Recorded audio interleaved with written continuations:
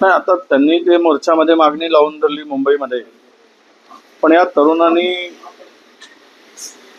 ज्या लातूरच्या तो सातत्यानं ओबीसी चळवळीमध्ये काम करणारा कार्यकर्ता होता.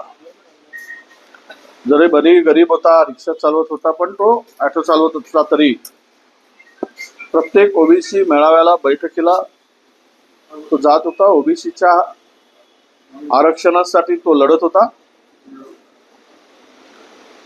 आणि त्यामुळं हा जो काही सरकारने निर्णय घेतला आणि त्याने आपली जीवन यात्रा संपवली. मी पण 2 दिवसामध्ये त्याच्या कुटुंबियाला भेटण्यासाठी जाणार आहे.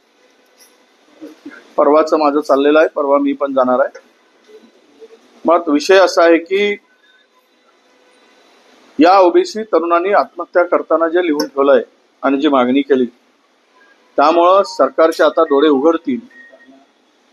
जे काही सोंग सरकार घेते आहे त्यातून या ओबीसीच्या वर झालेला अन्याय आणि ज्याचा काहीही संबंध नाही अशा लोकांचा शिरकाव हे बघता मला वाटतं की